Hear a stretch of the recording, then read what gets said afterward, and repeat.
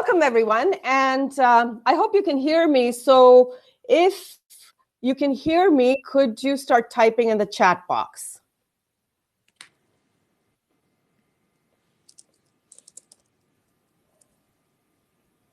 Can you hear me? I am going to assume that you can hear me, so we will get started here. This event is being recorded and is available for on-demand viewing on our Facebook Live page. It's also streaming through our Facebook page right now. So before we start, I just want to give a shout out to a couple of people, because I know Shauna Nelson, who is our moderator usually for Shaken and does a fantastic job, is with a gang of women at Red's Bar and Grill in Hunters Eastview Bowling Alley. So thank you for being here, and let's get that party started. Lisa Peters, if you are watching in Regina, Lisa is our moderator for Uncorked. So thank you, Lisa, if you're here. But I think we'll get started. Cheers, everyone. Hope you really enjoy the evening. I want to start by recognizing our sponsors. Our sponsors for Shaken with a Twist. Presenting sponsor is Edward School of Business. Our favorite category, wine sponsor. Our partners at the NSBA, Keith Moen and Alan, hope you're here this evening. Our appetizer sponsor, Uyghurs Financial and Benefits. Deb, hope you're watching. Supporting sponsors, Verdis Group, Miller Thompson, and BDC. Thank you. Our Uncorked sponsors, presenting sponsor, Hill and Levine Schools of Business. I have to take a moment to say how thrilled I am that both the business schools in our province are part of our signature event. So thank you so much. Gina, if you're here, thank you. Wine sponsor, Verdis Group. If you're here, thank you. Appetizer sponsor, Miller Thompson. Supporting sponsor, BDC. And our broadcast sponsor, Access Communications. We couldn't do this without our sponsors, so we're very grateful for your support. We have some really exciting announcements about WESC events coming up. First, our small business conference has gone completely virtual. So September 28th to October 2nd, we have a variety of events. You can register for free for all of our virtual events. It's going to be an exciting 3 days. This is very exciting. So WESC is launching the Exchange virtually July 22nd. And for those of you who are aware of the Exchange, it was a program geared to supporting women entrepreneurs scale their business. Well, the reality is we're living in the time of a pandemic. So we've pivoted our program and we're launching what's called Exchange Rebound version, Rebound Edition. So it's for the 1 year, July to June of next year. Please apply. Everyone is eligible. And then we will launch in July. Applications are open right now. So with that, let's get shaken and let's get uncorked. We decided to try something different. And we decided to have one provincial event as a grand finale and closing of our season.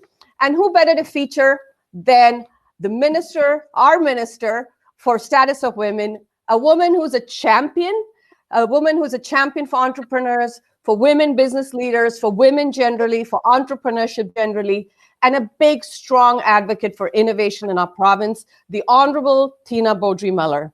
I am Prabha Mitchell, CEO of WESC. Let's get this program rolling. Our featured guest, Honourable Tina Beaudry-Mellor, is the Minister for Status of Women, Minister for Advanced Education, and Minister responsible for Innovation Saskatchewan. She likely needs no introduction. However, there are a few things about her background that I want to let you know, because it surprised me when I read some things.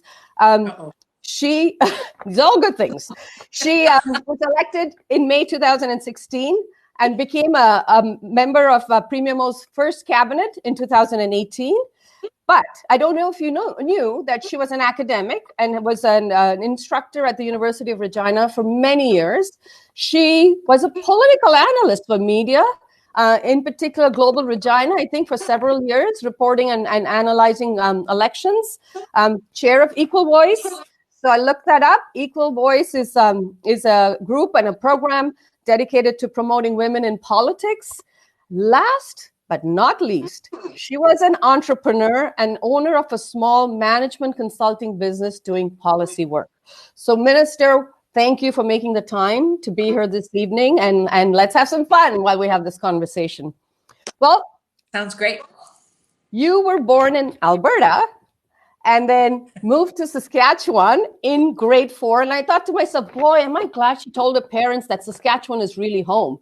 But you're an academic, you're an entrepreneur, you're a political analyst. But clearly, you know, there's a history that you were gravitating to politics fairly early on. You were elected in 2016, and then you made a bold decision to run in the leadership race. So let's start there. Tell us why you decided to take that risk and opportunity, as I described that. Well, you know, I really thought about it a lot. I think two things really. Number one, I think that anytime an opportunity to jump into a leadership role comes, even if you're scared, which I was, and I certainly didn't think that I'd had the length of experience in office. Remember, that was 2017, and I just got elected in 2016. So it wasn't certainly that I thought I was the best person even for the job. It was two things. One, it was I wanted to see a woman in the race, and I wasn't going to wait and put my hand up last or have a woman jump in last. I wanted a woman to jump into that race first.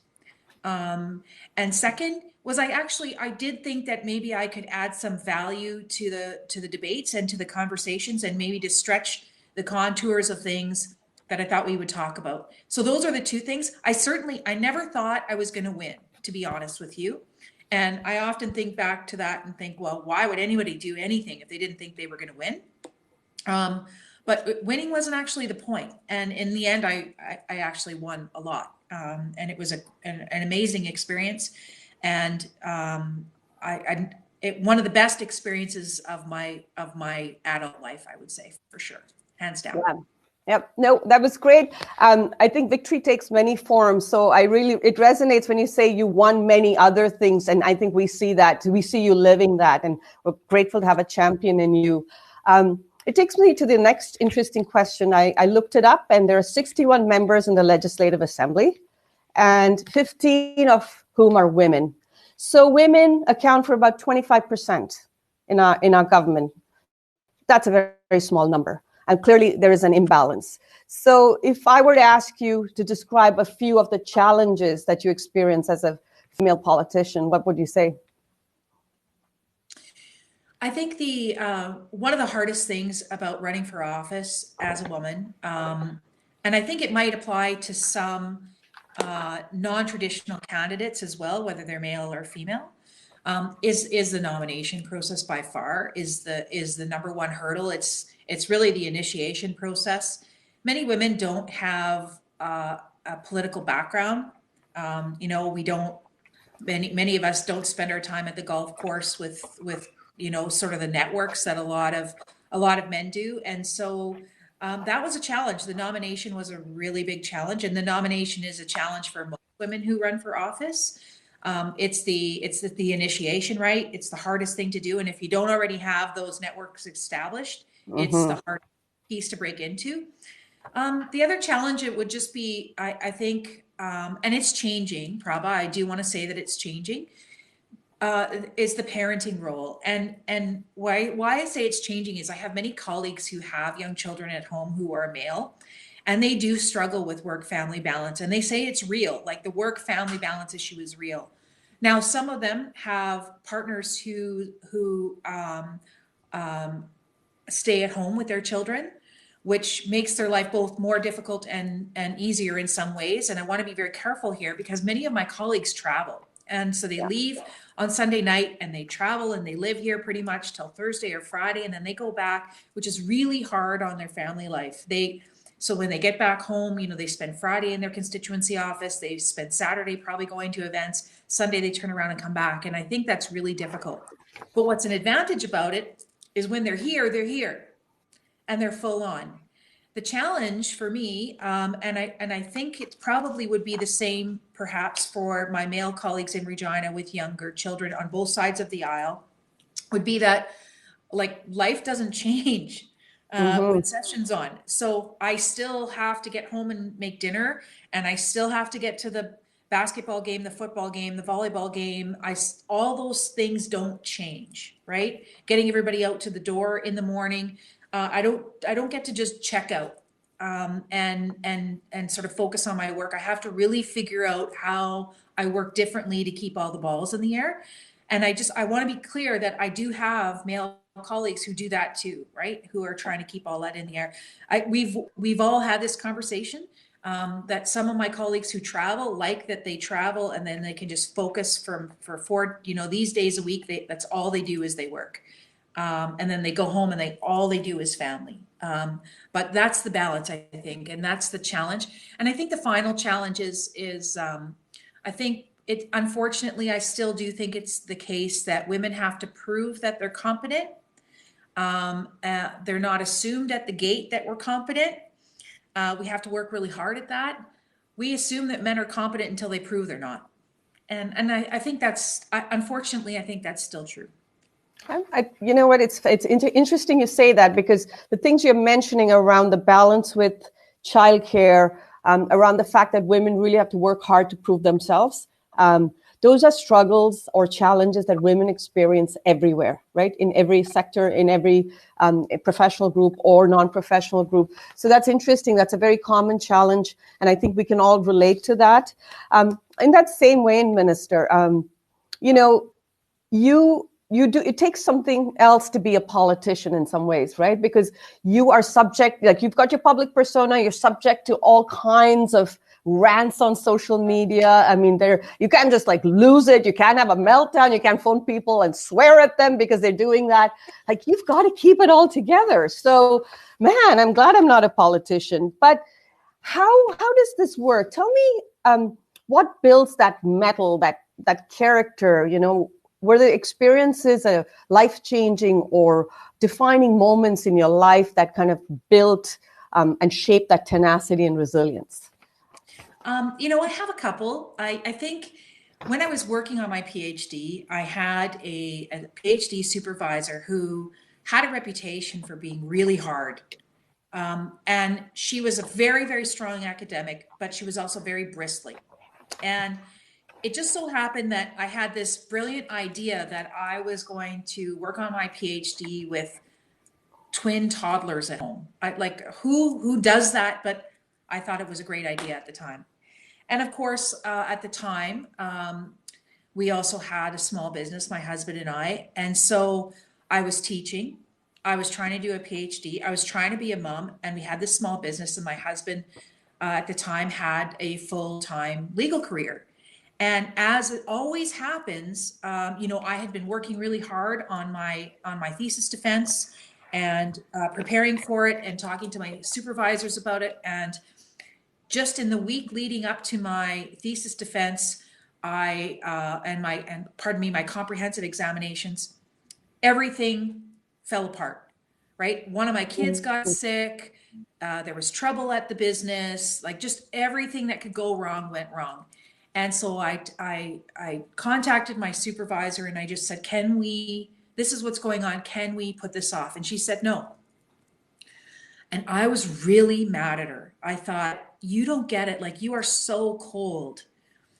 But you know what? I went and I had done the work. They knew I'd done the work. I'd done the exchange and it wasn't my greatest performance. I got through it. I was allowed to redo parts of it later. And the lesson in that was, sorry for the language, you have to pull up your big girl panties and move on, right? Everybody is going through struggles. There's always going to be times where everything is falling apart and you've got to keep going. And boy, was that a great lesson for politics. There have been many times for me, for my colleagues, where their personal worlds or even their work worlds are all kind of simultaneously crashing, and they still got to pick up and move on and do their job. And that was a really important lesson, and I think it's one that I carried for. So I would say that was probably a really big defining moment that I've carried with me. Now, we've had many conversations about mental health and wellness, Prabha. Yes. And I think it's important to have an outlet still at the end of that. And it took me a while to learn that part of the lesson, that you need to recognize that there's many forces and you do need to move on, but you do need to find a way to decompress at some point. But I learned that later. Yeah, that's a great point, Minister, because I think as women, we are trying to manage all of the responsibilities, and very rarely do we come out and say, hey, you know what, this is too much. I need help. I need to pause. I need to step back, because our sense of duty and obligation is much bigger than sometimes our own well-being. So I think that's a great point. That kind of leads me into the next question, which is, we did something quite unique in our province. You last year announced the creation of an advisory committee to examine the disparities in our province in terms of how women entrepreneurs scale their business. And I don't think that was done anywhere else, as far as we are aware, that this kind of a committee was struck anywhere else in Canada. So it's pretty cutting edge. What is and we have 12 people on this committee. They're amazing, stellar, high caliber people. What is your vision for that? Like, what would you see? What would you like to see happen for women entrepreneurs in our province? Well, obviously, I'd like, about a third of our entrepreneurs right now are female. A couple things there, Prabha. Number one, I'd like to see, and I think it's true, I'd like to see more women gravitate towards entrepreneurship. I'd like to see some of the women that we currently have who are entrepreneurs think about how they're going to pivot their business, and really pay attention to the high growth sectors, particularly in this sort of COVID environment. I think that's really important. Women traditionally, when women have become entrepreneurs, have really gravitated towards the service economy and the retail economy. And I think that economy, especially in COVID, has been a place that has been relatively hard hit. And we have seen sort of prior to COVID, we were in the middle of a digital revolution, and there was the velocity of change was pretty great. But COVID has really amplified and made that velocity even more quick. And so I'd like to see more women in the digital tech and innovation economy. That will require more women in the STEM fields. And those are actually, incidentally, also the high growth areas, high pay areas, all of those other, and I think that would actually allow us to get at a number of things, right? The way we think of women in business, the way we think of women in science, the way we think of women in research and innovation, and in leadership, I think would fundamentally shift if we were able to do that. Yeah, that's a great point. I'm just seeing a question pop up here from Shauna Nelson about the impact of COVID on this advisory committee. So we'll tackle that when we get to the Q&A and open it up. So I won't lose sight of that, Shauna. I've made a mental note to speak to that in a few minutes. But your comments take me into my next question. We want more women in the tech sector, in what we've talked about this, the non-traditional sectors, the high growth, high profit sectors. To do that, we need role models. We need mentors. You can be what you see. And who is your role model? Who inspires you, and why? Oh boy, I always struggle with this question because different people for different things. I think there's different people that you pull from. So, politically, I always think of Rona Ambrose because I think she's the right marriage of intellect, moving the policy dial on things that probably would have never otherwise gotten talked about had she not been there. For example, the sexual assault training for judges was something near and dear to her. And I'm not sure we would have had that conversation as when we did without her.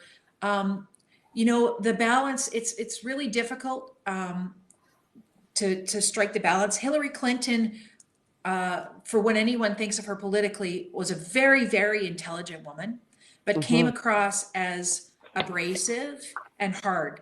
Rona is very intelligent, but comes across slightly soft, but also knows when to be hard. It's really a difficult balance to be both warm, but also to be tough when you need to be. And you do have to sort of navigate that terrain constantly. I'm not sure that only women do, by the way. I think that the best male, Stephen Harper's problem was that Stephen was very smart and very intelligent, but people perceived him as cold. Cold, yeah. And I think the current prime minister is perceived at the other end. And so that balance in politics is really important. So I always, certainly she inspires me, but people like Catherine Regner and Cerise Salanders and, they really inspire me because they're entrepreneurs and they are, they're quite open about where their strengths and weaknesses are, and they're bold. And if I could take myself back a few years and sort of take up that path, boy, I think it would be amazing. And then finally, I guess I'm always fascinated by athletes. I don't know why. I just have a fascination with athletes in the Olympics and just the training that goes into tweaking just small little skills that in order to make you better all the time. I'm quite obsessed with the Tom Brady commercial that's every single day. The one where I think it's an Under Armour commercial and he says every single day, and it just breaks down his technique into all these tiny little component parts. And there's something I think of all the time, and it's the 1% per day. You just need to get 1% better every day, but if you're consistent about it over time, it really adds up. And that message has really stayed with me. Yeah, you're right. I mean, it's different people, different situations, but just going back to our local heroes, Cerise and Catherine, and, there are other entrepreneurs who are amazing role models. And I don't know if you see this, I think we have a strong sense of community where women are supporting and mentoring women. And I was asked this question one day previously at an interview where they talked about how do women compete with each other when they're entrepreneurs. And, I find that women support each other, even if they're in the same sector and same industry, and they're mentoring each other. Is that how you see it as well in our community, in our province? Yeah, I mean, it's like anybody, right? When you have a caucus of 40, it's like, how many of you have big families? There's always the crazy aunt, the black sheep uncle. We've got that, right? Every family has that. And so I don't know that we're much different. With respect to women, I do feel that I'm really grateful because I've never seen a better time to be a female leader or aspiring leader than I see right now. There's never been the appetite. There's never been the networks. We've never had male champions like we do now. I see Eric Dillon is here today. My colleague Erica Lawson is here today. There's many men out there who champion women as well. I've never seen that previously in my lifetime. So I think we're at a really great nexus right now to make some meaningful change. I agree. I mean, we are at crossroads as an organization. You and I have had this conversation about how we need to engage men in this conversation about advancing women entrepreneurs, advancing gender equality, period. And men have a critical role to play as champions and advancing that cause. So I am with you on that one. What would you, if there was one thing that could happen in our province, like, here's my dream come true in our province, what would that be for you? Oh, Prabha, this is my inner nerd that's going to come out right now, right?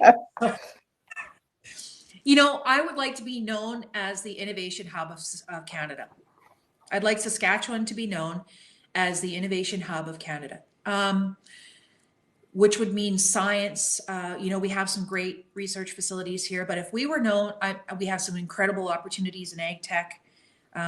We have some incredible opportunities with research that's going on around healthcare and genomic research. And I just, the way we've handled COVID, I think we just have so many great opportunities. But for me, Saskatchewan, a really cool place would be a place that was known for its innovation economy. That would mean that it would, innovators require people who are creative. They require people who are scientific. They require people who have a business mind, and they sort of all cluster together and bring kind of the best of the best together. It requires a great sense of diversity and celebration and inclusion of that diversity. And I just think if we could get there, I see where the world is moving. It's in many places, and that would be a huge coup for me.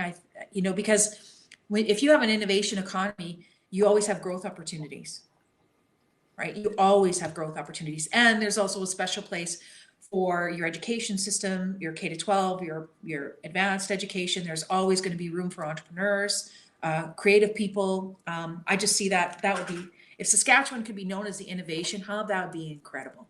That would be the dream. So then, if I ask you, what would be your legacy?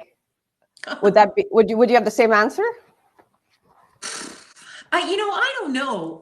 That's such an awkward question, to be honest, because I have a more simple answer, maybe, Prabha. I mean, that if we had an innovation economy in Saskatchewan, it would never be my legacy anyway. I mean, you would never get those things done without a thriving business community that is really forward thinking. You'd never get that done without post-secondary institutions that are moving that way, businesses, groups like WESC.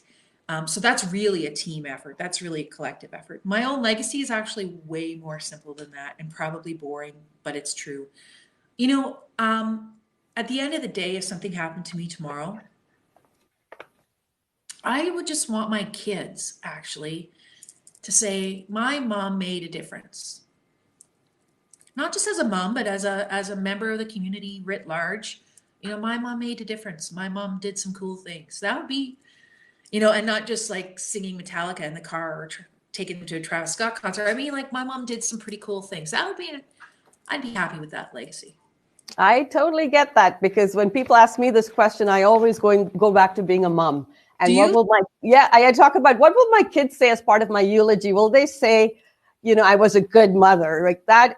So I think as women, that is a really important part of who we are, right? Despite the professional identity. So I totally get it. It's not simple. It is the right answer too. Yeah, well, not just my mom was a good mom, but my mom was a good person who did good in the world. That would mean a lot to me. Made a difference. Yep, absolutely.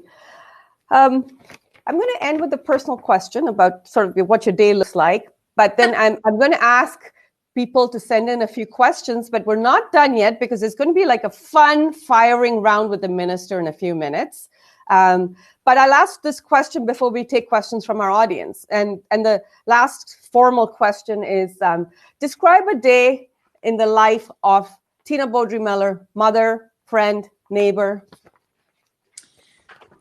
Well, it's changed a lot, Prabha. COVID has changed it a lot.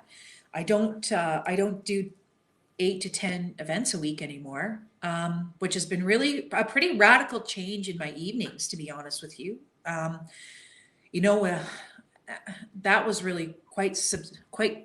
So I'll go back a little bit to pre-COVID, and my kids are a little bit older now. But for most of my career as a politician, my days looked a little bit like, you get up and you read your media scans for the day, and you line up your day. I would get my kids up and ready for school, make them something to eat, make sure they're off to the school. I have 2 dogs, so make sure the dogs are ready, get in the car. I'm kind of, depending on where my headspace is at, sometimes I listen to podcasts, and so I'm nerding out here, but they're usually like self-development podcasts, just to sort of, especially during challenging times. I just find it just gets my mind right for the day. So if I listen to something really motivational, or I watch a really motivational short video while I'm getting ready in the morning, especially on days where I know it's going to be a tough week or a tough day, I call it just get your head right for the day. And then get in here and start working. Every day is a little bit different. Multiple meetings, stakeholder meetings, multiple meetings. We have these big, we call them the blue of events we need to respond to, stuff we need to sign, stakeholder consultations, and then we go into the question period preparation. We go into question period. The most interesting thing, I'll say this, and I said it recently somewhere else, is question period is probably the smallest part of our entire day. It is probably the smallest pie of what we do. People think it's all of what we do, but it's actually the smallest part of what we do. And really it's the business of government all day long. Lots of meetings with stakeholders to get feedback from them. A blessed day for me is if I can sit and read through materials kind of in uninterrupted chunks of time and hear myself think. I'm someone who doesn't do well with lots and lots of noise. And Yeah. so that's a gift to me if I get that type of day. Our days usually end, around 5. I rush out of here, get my dogs, rush home, put dinner on the table. The thing is that many of our receptions here in the building happen between 5 and 7. Right. Which is impossible if you're actually trying to see your kids before they go off to their evening sports or their evening whatever they do. So you have to pick and choose those things very wisely. And then at night, you catch up from the day on the emails that you missed and the reading that you need to do and the prep that you need to do sort of for the next day. I've always worked Sunday night and to line up my week. And I've been doing that for years long before I got elected. And that's the one thing that saves me, I think, to stay on top of things. But I read everything. I read everything. Yes, I know you read everything because you read everything we send you before our meetings. So you're always well prepared. So I know you read everything. It's those are long days and it's not an easy job. So I think, we want to encourage more women into politics, but we also need to know what we're signing up for. But there is a lot involved. It's also an opportunity for sure. And we want to see more women as MLAs. That's definitely something. When I looked at the numbers today, I thought for some reason we had more female MLAs. And so that was a bit of a surprise. So let's take a few questions, Minister, and then we'll go to the fun firing round. So we have the question from Shauna Nelson. It is, how will COVID affect the work of the advisory committee and the work it's done so far? You want me to ask? I'll start maybe, but Prabha, I'll have you weigh in as well. For sure. Shauna, we talked about whether we should push it off in terms of timing, if we should halt things, if we should. And then we decided that no, as we were planning recovery, we should really keep going in the direction that we were going, that work needed to come out of COVID. I think I'll start. The way we met, obviously, and engaged with each other certainly changed. But we did have some pretty serious conversations about whether or not we should push deadlines off and maybe retime things out. And I think that was really important. And I think as we think about recovery, I will just defend the decision to move ahead. Is we need this to be part of recovery and growth and plans, and because it meshes well with the growth plan. Some things haven't changed. And some things have only been accelerated because of it. And probably I'll turn it over to you to see if there is.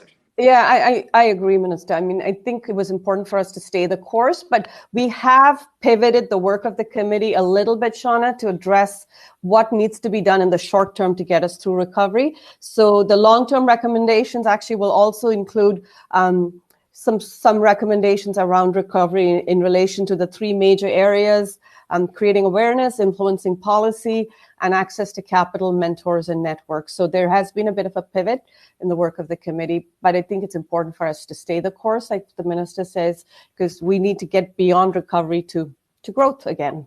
Yeah.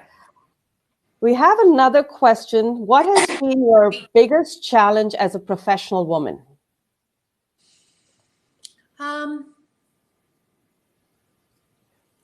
Just balancing it all. I think most of us would say that, just, the superwoman thing, trying to navigate the terrain between when to be soft and when to be strong, for lack of a better word. And it is a bit of a difficult and a tricky terrain to navigate, but it is important that you navigate it, because there are times that you need to come across forceful and strong and unprepared to take. People will take advantage of you if you think that you'll take it, and so you need to be clear about that, but also to be gentle when the situation calls for it. And you don't always get it right. So that's and understanding when you didn't get it right and why. I think the other thing is just you do have to deal with the judgment. I'll just be honest about that. I think women are subject to judgment more. Maybe I'm wrong about that. Maybe my male colleagues will tell me otherwise. But I think women are more heavily scrutinized and often on things that absolutely don't matter, right? You shouldn't wear that color.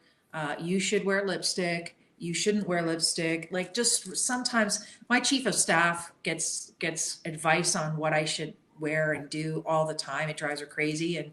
And I know that Eric Lawson is watching this. Eric, I know nobody tells you that you should wear lipstick or do that. The premier's daughter tells him what to wear, but other than that, nobody else does. Yeah, it's a tough one. We've got a question from Adele Anderson, and the question is, you've described your day. It's going to move my cursor here so it's easy to read. You described your day. You also said that, women have to prove themselves, whereas men are assumed to be competent, and they prove otherwise, until they prove otherwise. Do you know or think that your male counterparts are doing the same amount of work as you? Is there privilege because of being male that they can do less for the same recognition? Well, I will tell you that honestly, my colleagues are some of the hardest working people I know. And I wish people, male or female, I think sometimes we as women need to feel we need to prove ourselves as well. So that's important. And certainly I feel that. But I can tell you that one of my biggest surprise, I think it was a bit of a surprise when I got elected, was how hard my colleagues work. Like, especially, honestly, like, I don't know if the health minister has left the building since COVID and worked really hard. I mean, I work with incredibly hardworking colleagues that, when I listen to the questions they get asked, even by other colleagues, and grilled about their files, I work with some incredibly hardworking people. You have to be a hard worker to do well in politics, and you have to be a hard worker to do well in cabinet. You cannot be a slacker. And so I don't think that's necessarily a gender thing. I think we, as women in the outside world, I think we do have to work harder to be perceived as competent. But I think my colleagues and I all work equally as hard. Okay, thank you, Minister. This one is from Cynthia. Tough one, she says, since it's not appropriate for you to respond to social media comments, what would you like to say generally on that front from a personal and professional level? Social media is tough right now. Like, it's really ugly.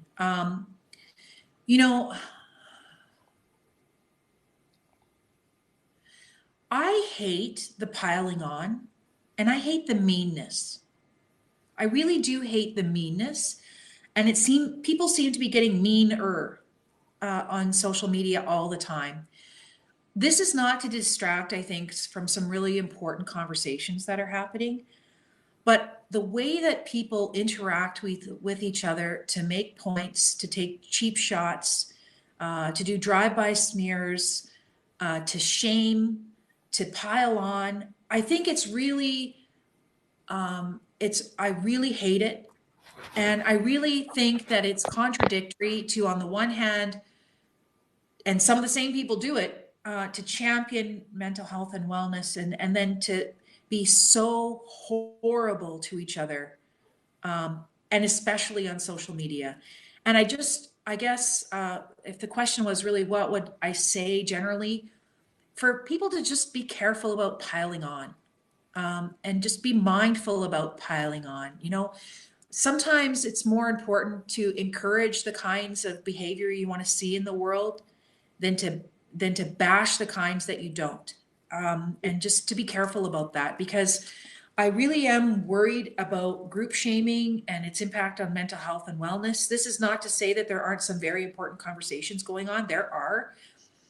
But sometimes it goes so far that it becomes that we see it all the time with racism and misogyny and bullying. People are just absolutely tearing each other apart, and it distracts from, I think, what are some really, really important conversations, and does damage to, I think, the constructiveness of some of those conversations. So it's really bad right now, and not just because of Black Lives Matter, but it was bad before that, and it seems to be getting worse. It's just the meanness is just horrible all around. And we're really in those life-changing, defining moments in the history of our world. And how are we going to take this and turn this around, right? It's really important we do this right. Next question is from Chandler Hack. How do you maintain high performance, and what keeps you going on those slow days? You know, as I get more into the more experience, I guess, you learn yourself better. You learn more about yourself and how you work more effectively. So at first it was just for me, and I was go 24/7, drink some more coffee, keep going, right? Barely sleep. And I found that number one, sometimes I need to hear myself think. And if I can carve off sometimes to hear myself think, it's amazing what, the connections that I can make between things, and I can strategize better. And I think you just need to learn yourself and how you function optimally. And for everyone, it's different. Some people need to talk it out and be very social with people. I have many colleagues that really thrive on being social. And that's where they get their energy from is by being with other people. And I'm one who I can do all of that, but then I need to retreat for a while and recalibrate and regenerate, and then I can do it again. And so I think Chandler, in response, I think for every high performance person, what they've done is they've decided what their process is that makes them perform optimally. They've got enough self-awareness to know that, and I'm not there yet. I'm still learning. And COVID has taught us all a little bit about stepping back from our normal pace, right? But all the great athletes in the world know what makes them high performers. They know what their process is, and they keep working on that process to make them perform better and better. And I think that's a lesson that we can all learn. Yep, absolutely. Tracy Kowalchuk, civil unrest in the U.S. How does this impact our province?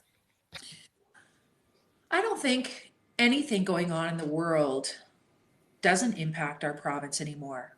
I mean, for many reasons. I mean, we're a global village. We'll go back to one of the positives about social media. One of the great things about social media is we can learn about and try to better understand what's going on in other parts of the world. And I keep going back to the best example I can think of is Saudi women who wanted the ability to be able to drive. And the whole world kind of got behind that movement to support it. And we probably would have never even really understood it, learned about it, advocated for it, had we not had that global experience. And so I think we are all impacted now by what goes on everywhere in the world, not just here. COVID has taught that. I mean, at first, the biggest transmission of COVID was travel, right? And so but now some of the best lessons we've learned of COVID have been because of other international experiences and watching them and looking for best practices. So we are very much affected by civil unrest in the US. It has percolated conversations here in Canada about race, about systemic racism, about unconscious bias, about policing, about all of those things. I'm not sure that I think we were having some of those conversations at some levels, but it certainly has been amplified. And I don't see that as a bad thing. I think it's a good thing. Okay. Next question is from Renate. What are your top 2 tips for women taking the leap and starting a career as an entrepreneur?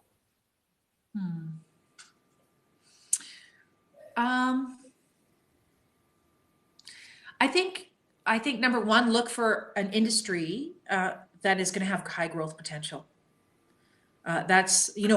Be forward thinking. Try to think ahead of where, I would say, do some research on where the future trends are, and try to maneuver your business planning so that you are aligned and your growth potential is aligned to those areas. That would be my biggest advice, because if you're going to be an entrepreneur, you may fail, you may succeed, but I think the biggest harbinger of your success will be to be aligned with where the future trends are. That's how you're going to attract investors. That's how you're going to attract sort of innovative thinkers. That's how you're going to scale and grow over time.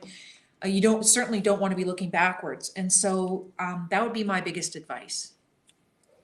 Okay, so Minister, I think we'll take pause here. There are lots of questions I see on the screen, but let's go to the firing round, have some fun, and come back to these questions, because I want to hear answers to these questions too. Sure. So let's have some fun with the Minister and get to know the other side to the Minister. What's your favorite book? Oh, that's, I struggle with this one because I read a lot. I read the Book of Negroes in 2 days.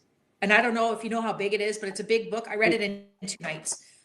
So I would say probably that, but I did read all the Harry Potter series with my kids more than once. And we loved that series as well. So it would be a toss up for different reasons.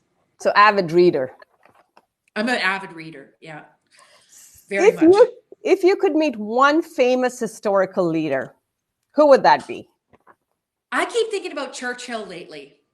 I don't know why. I keep thinking about Churchill lately. And maybe I think it's just COVID and, amassing the troops and carrying them through sort of quote unquote wartime. Churchill's been on my mind a lot lately. And so I guess today that would be my answer. It might be a different answer tomorrow, but today I think it would be Churchill. It would just be interesting. And in the end, he was great at one. The bigger they are, sometimes the harder they fall too. And I'd love to have that conversation with him. Yeah, he would be fascinating. He's on Trump's mind too, because Trump thinks he's like Churchill. So there, I won't say any more on that one.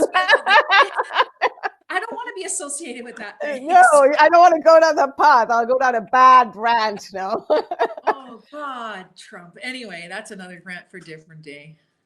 So what do you do when you have downtime? You read. You love reading. I love reading. You know what? I load my dogs into my vehicle and we drive and find some trails. Let me back up. I grab a coffee. I put in a very loud playlist and then we drive and find some trails where maybe nobody is. And I go for long walks on trails. That's my favorite thing to do. What? You don't have this on your downtime? You don't have... I do that too. Friday night, glass of wine and a book is actually, perfect. Again, I'm not that cool, really. So if you could have dinner with one celebrity, who would that be and why? Okay, so, some people are going to laugh at this answer, but I don't care. I'd have dinner with Beyonce. Ooh. And I'm quite fascinated by her because she has made herself into a billion dollar figure. She defies a lot of the standard definitions of beauty and has really owned that. Like when I just think about the whole physical piece, and I mean I've watched that Coachella concert I don't know how many times, so there's my guilty pleasure on West. I've watched it a million times.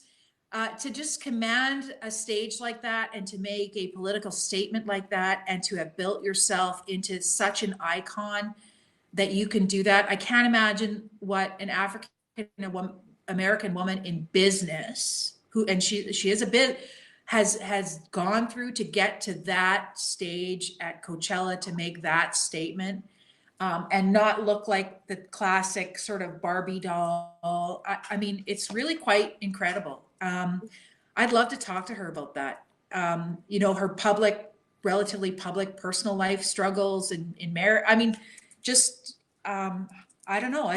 She's really in many ways, a more nuanced person. She's not a one-dimensional celebrity. There's some dimension there. And I just think that she's quite interesting. And kind of, people call her the queen, which is really kind of interesting. I mean, she just defies so many of the stereotypes. I agree. That I just think that's so fascinating to me. how she managed to do that, and how much of that was really conscious decisions that she made along the way, is just really fascinating to me. So what impresses you generally, and what turns you off, like a pet peeve? I'm super impressed by competency, efficiency. I can't stand gossip, and meanness. I have no tolerance for meanness and cruelty. And, people can have different points of view, but there's no need for cruelty and meanness. They just get under my skin, and I'm not a gossip. I don't like gossip either. But competency impresses me, efficiency impresses me, intellect impresses me, but also humor. I think it takes a lot of intelligence for somebody to be really funny. Yeah, and I love people with a great sense of humor.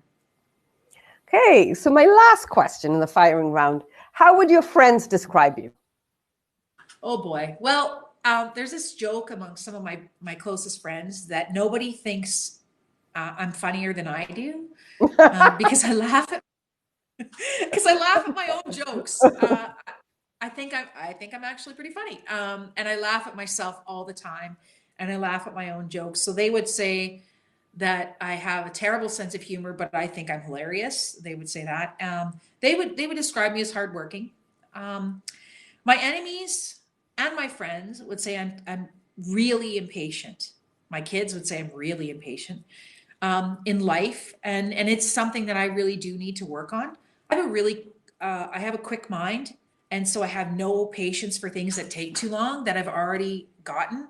I like to move fast. I want to, and so sometimes that comes off as being insensitive.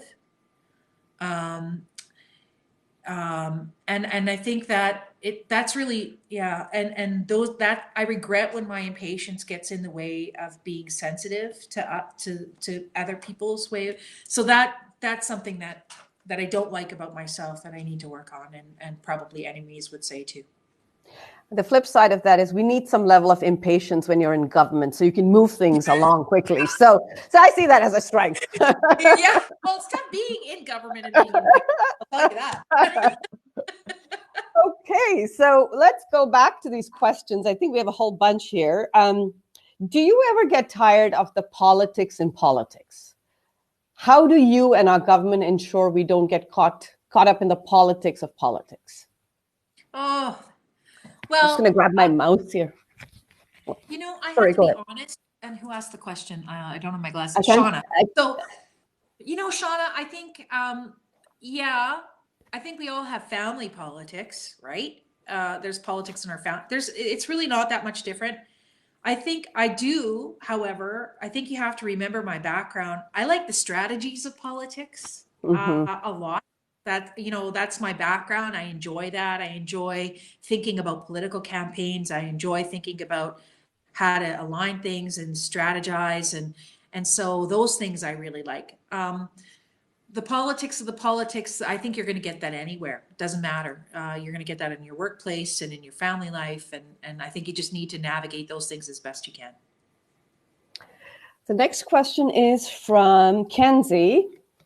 Minister, could you speak to your involvement in the tech startup incentive and your thoughts on the opportunity for women in tech sector in Saskatchewan? Well, I'm really proud of that piece. It was my first, Kenzie, it was my first piece of legislation. And so as a political nerd, passing your first piece of legislation is really like, oh my God, I actually, I helped create a policy. It was, that was, I have it. It was, I'm nerding out here a little bit, but it was pretty cool. But it was also, I think, important in terms of enabling the fact that we have a startup ecosystem here now that I think is doing incredibly well. And I'm not going to credit the STSI or that I introduced the STSI. I think lots of things converged kind of simultaneously to make that really happen. The great work that Colabs was doing, the work now that Cultivator is doing, having the STSI, having a lot of people interested in entrepreneurship, all those things kind of happened kind of simultaneously to make that really amazing. I think there's incredible opportunities for women in the tech sector in Saskatchewan. We as a government have a goal to triple that sector. We need to make sure that women are part of tripling that sector. It's a high growth area, to go back to something I said more. And COVID has really taught us and amplified the need for tech overlays and tech solutions to a number of things. We've all learned that in COVID.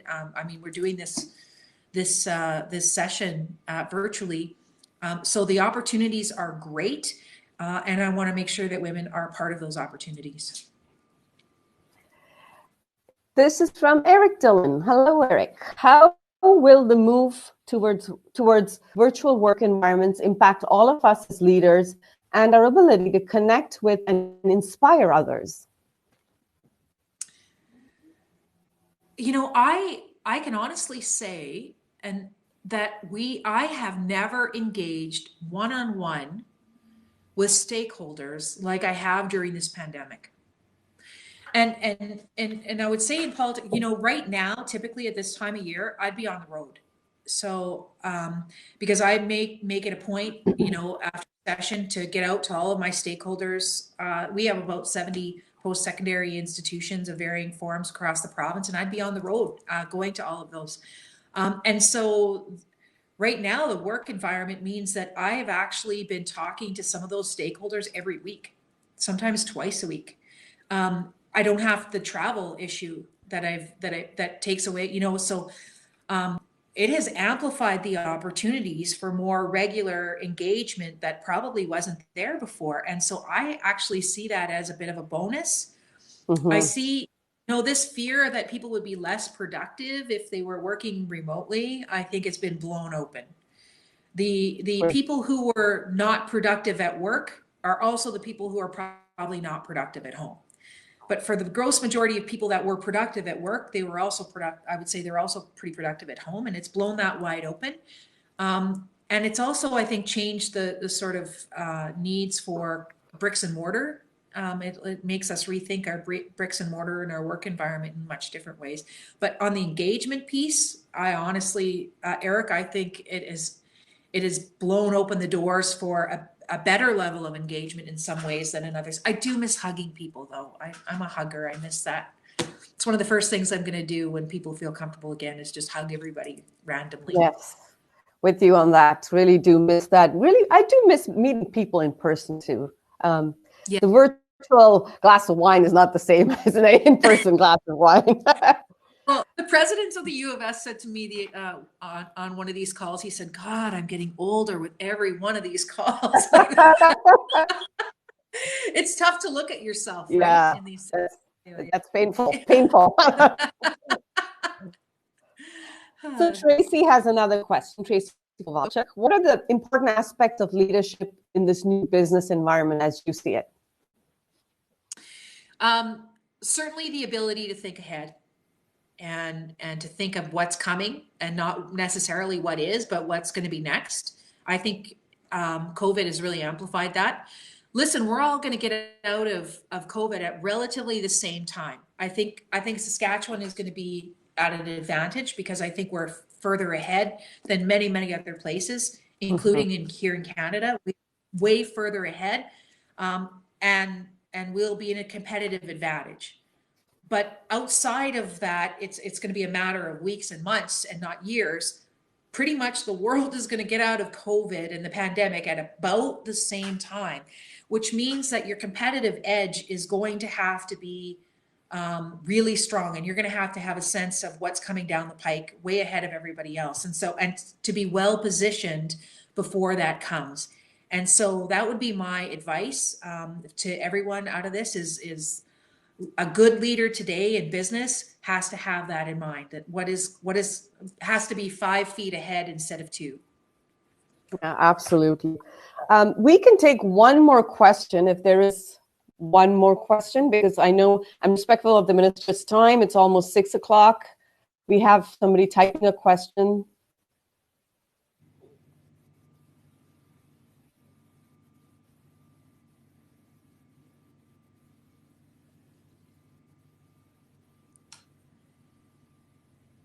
Oh, did she stop? Yes, so here you go. So Krista's question is, you mentioned listening to podcasts. Which is your favorite? His name is Jamie Glossinger, and it used to be called the Morning Good Morning. Yeah, the Morning Show. I can still hear his beginning. I don't know if he still does it. Jamie Glossinger, the Morning Coach, themorningcoach.com. Okay. I loved listening to him. They were short little 10-second tidbits. I haven't been listening to him lately. Lately, I've gone to YouTube and I've found these motivational videos with this great music in the background, and I tend to have those on in the morning. But the Morning Coach is the one that used to sort of get me going and get my mind right, and instilled that 1% per day thing. Okay. Well, Minister, thank you for your time. I hope the audience got a sense of who you are, not just as a politician, but really wanted to have our audience learn more about you as a woman, as a female leader, as somebody that really inspires many in our community. So we appreciate the time and thank you for joining us. And I hope all of you enjoyed the evening. And until the next time, take care, everybody, and stay safe. And Prabha, thank you for all the work that you and your team at West do to support women entrepreneurs in this province. It's very valued and appreciated. Thank you.